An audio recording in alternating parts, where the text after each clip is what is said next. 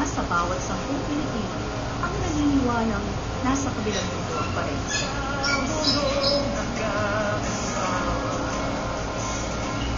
Samantalang may ilan namang panyaga na ang Pilipinas ang itinuturing na lupang pangako.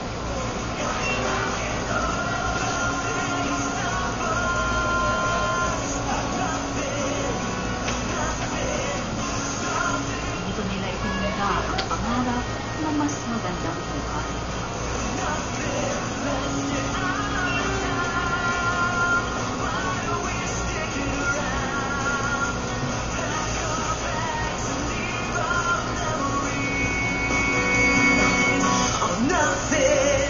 Pero ang ilan sa kanila, nag-ani ng isang kapalaran na tila mas mahirap pa kaysa sa pinanggalingang bansa. Wala namang mawawala kung ibubuhos natin ang lahat. Hanggat sa lumambing ng sama-sama. Every fight is battle starts with a single throw.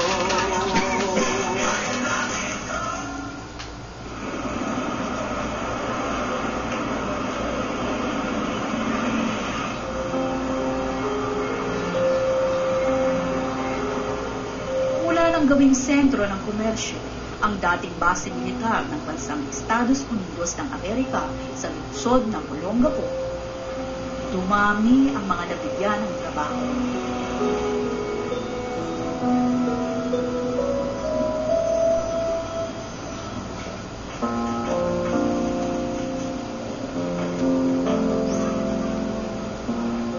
Pero marami pa rin ang naglilikaw sa buhay at walang maiuwing sapat na kita sa kanilang pamilya.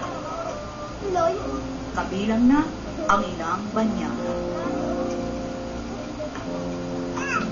I'm from Florida in the United States. And I came to the Philippines 10 years ago as a captain on a private yacht. I was blessed. I had all the luxuries. Life was good. I was blessed. For a person in the Philippines, I was paid very fairly, very good. And even to this day, I'll tell people, the Philippines, what an awesome, what a beautiful place. I mean, a captain of a private yacht, cruising around islands here in the Philippines, and I've seen some places that most people only get to see in magazines.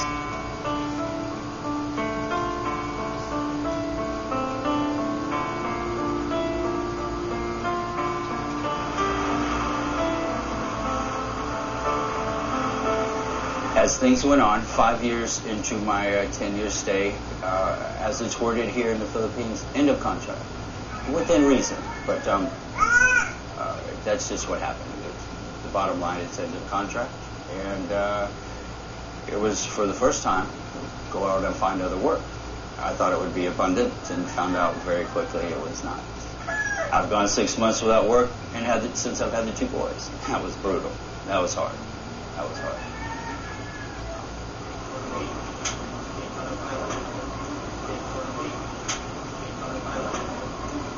No more tears, so. You too?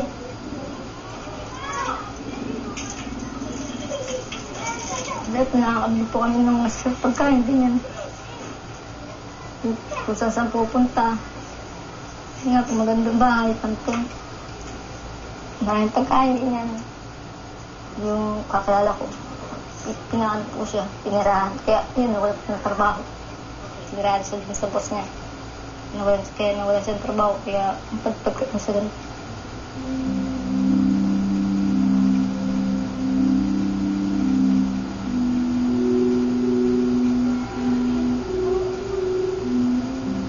I lived in places a little bit nicer than this. I had a car. Today I have no work. Tomorrow I have no work in the future. There's things out there that may happen. I would love to hear from them today, but right now there's nothing.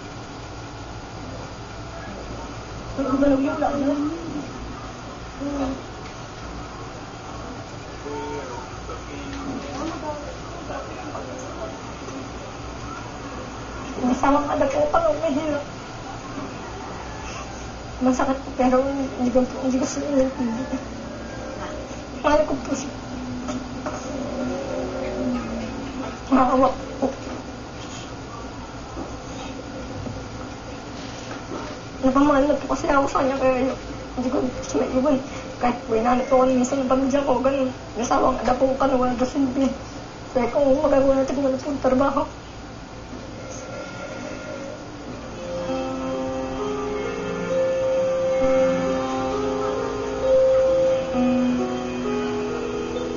Nang magtapos ang kontrata ni Kurt sa dating amo, hindi naging madali sa kanyang humanap ng panibagong trabaho. Hey, wear your shoes. Go outside, you gotta have your shoes, okay? Okay? Good. Kaya't nagkasya na lamang silang makitira sa pamilya ng kanyang naging asawa. Life becomes hard. It's not about me anymore, where it's about me. I'll take the chances to bite the bullet or whatever, but now it's at a point I got 2 kids and I'm ready to dig up a field of sugar cane. It needs to be done because I have to work. I got to take care of the boys and the children. It's got to be a father thing. Kahit po sa kanya, wala tayo pa ng bahay, kaya asiksik muna tayo sa mama ko, sa bahay ng mama ko. Bakit po, sabi ko na lang sila. Bumayo na po siya. Sabi niya, pasensya na daw po kung ano. Wala daw po siyang trabaho. Okay lang daw, kahit daw po yung ganito namin, bahay namin, nahirap. Wala naman daw sa pipili. So kung okay daw po ko. Minsan naman, inaano na lang yung sarili niya, titiis na lang niya yung ano, init, tsaka yung ano, sa wala sa makain. Payot ano lang, kanin, titiis na ako siya. American Dream na naging bangungot sa isang iglap. Pero sa kabila nito, hindi umalis ng Pilipinas si Kurt. Kahit dumaranas na ng paghihirap. There's a lot more people are in a lot worse situations than mine. Okay? But I'm frugal. Easy to entertain. You know, I'm easy. It's whatever. This is home sweet home, if that's what we want to call it. A roof over my head. There's been nights during storms I'm thankful for this roof, and it's not much of a roof, but it's hanging in there.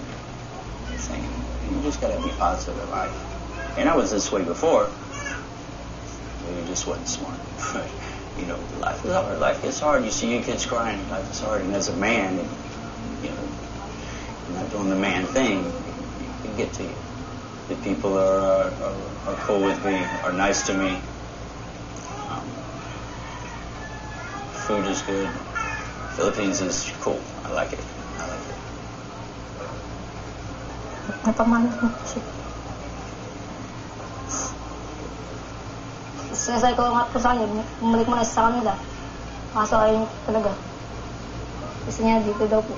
Gusto niya daw po makasama yung dalawang anak niya. Ikaw, sayang mo pa siyang mawala. Kaya ko rin po, kaso titisin ko na parang hindi siya maghirap sa Pilipinas. Umuwi na po siya. Kaso pumayarap na po kami dalawa. Pero hindi ko rin po kaya parang nakambabalik sa ibang bansa nila.